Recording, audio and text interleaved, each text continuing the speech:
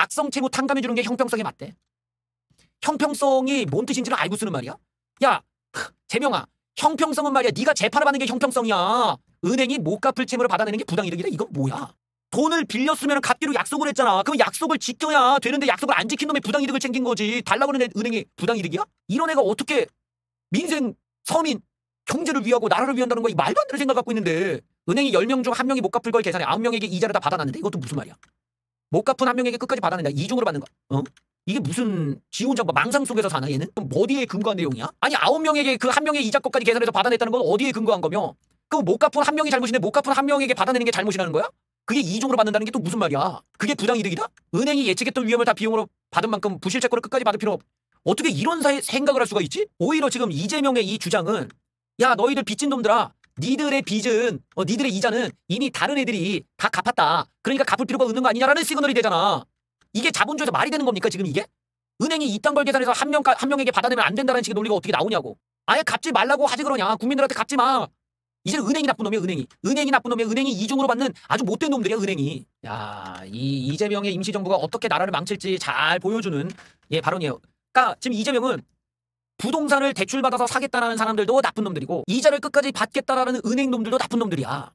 얘의 사고방식이 끝없이 선과 악으로 나눠서 나쁜 놈을 만들어야 되는 거야. 이게 저렇게 수준 낮은 사고를 갖고 있으니까 나라가 100% 망할 수밖에 없는 거예요. 왜 경제에 있어서 무슨 놈의 선과 악이 있냐고. 선과 악이 있다면 적어도 약속을 어긴 쪽이 나쁜 놈이지. 이제까지 문제가 없으니까 다 합법적으로 인정됐던 거를 이제 와서 은행이 받는 게 이중으로 뜯어내는 거다? 세상에 존재하지도 않는 얘기야 저런 거. 근데 저런 식의 망상을 가지고 얘기하는 걸 보면은 이미 글러먹은 거야. 글러먹었어. 세상을 잘못 배우고 경제를 잘못 알고 자본주의에 대한 이해가 아예 안 된다고. 이런 애들이 시장에 긍정적 영향을 미칠 리가 없지. 그냥 다 텐창 내게 돼 있는. 저렇게 무식한 소리나 살다 처음 듣네. 그래서 나오게 되는 결과물이 뭐냐. 서민들만 죽어나가는 거예요. 예?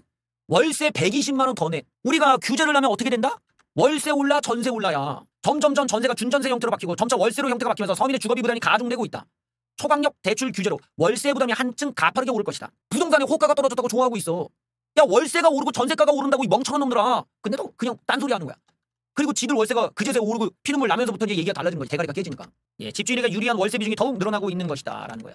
경제에 무지한 이 좌파 꼰대 놈들이 이 파괴를 시켜놓는 방향이 매번 이상하게 서민들을 고통을 주고 서민들의 삶을 너무 이제 힘들게 만드는 쪽으로 간단 말이에요. 다주택자들을 제한하면서 이렇게 월세화가 되니까 서민들이 돈을 모을 기회조차가 없는 거야. 그러니까 얼마나 웃겨요. 물가가 이렇게 올라가니 내 가처분 소득이 줄어들지. 가처분 소득이 줄어드는데 나갈 돈은 또 월세는 올라가. 그럼 내가 실질적으로 나가야 될 돈들, 고정돼서 나가야 될 돈들은 더 많아지고 실제로 벌이는 줄어들고. 이게 서민들을 고통을 주는 거야. 누가? 좌파 정부가. 이런 부분에서 지금 이재명도 똑같잖아요.